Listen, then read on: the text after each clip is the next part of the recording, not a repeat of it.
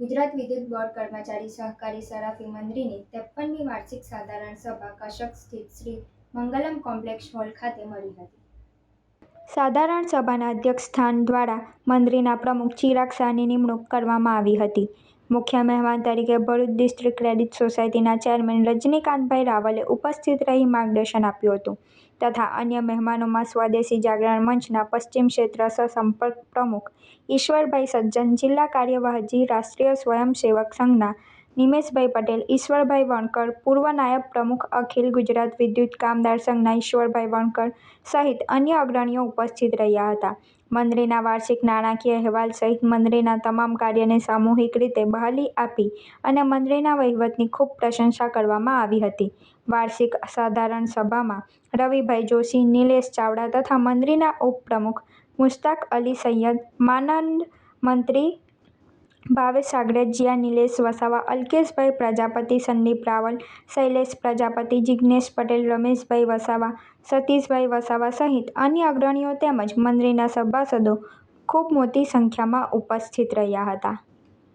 આપણે એને જોઈએ તો આ મંડળીને બેઠી કરવા માટે 2015માં આપણે આરકે શાહ કરીને હતા, એમને આપણે પ્રમુખ તરીકે નિમ્યા. કારણ કે હું રહ્યો કામદાર જીવ, મારે આમાં સહકારી ક્ષેત્રમાં મને એટલો રસ નહોતો, પણ મેં જોયું કે ભાઈ કર્મચારીઓના પરસેવાના પૈસા છે, આ જે કંઈ વહીવટકર્તાઓ છે તે એનાથી ખૂબ જ એનો દુરુપયોગ કરી અને પોતાના અંગત લાભો સાધી રહ્યા છે.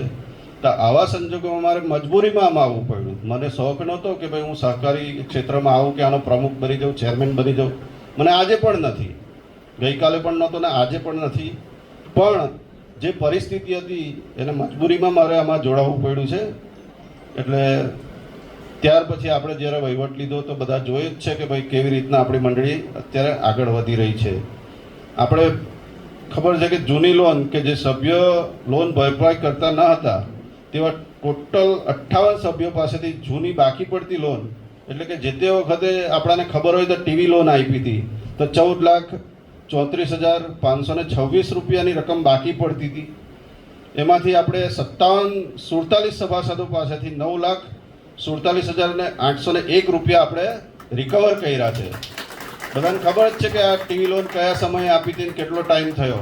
તેમ છતાં પણ આપણે આવ્યા ને જોયું કે ભાઈ આ તો આપણી મંડળીના સભાસદોના પરસેવાના પૈસા છે. આવી રીતે કોઈ ઉચાપત કરી જાય, ગોબાચારી કરી જાય કે કોઈ ના આપે તો એ કોઈ સંજોગોમાં ના ચાલે. એ પૈસા પાછા આપણે મેળવવા જ પડે ને, એ જ અમારી જવાબદારી છે. એટલે પ્રમાણિકતાથી અમે પ્રયત્ન કર્યો અને 58માંથી 47 સભાસદો પાસેથી આપણે આટલી રકમ ભરપાઈ પણ કરાવી દીધી છે. બાકી 11 સભાસદો પાસેથી બાકી પડતી હવે 4,86,725 રૂપિયાની જે રકમ છે તે વસૂલવા માટે પણ આ કમિટી અત્યારે કડક કાર્યવાહી કરી રહી છે.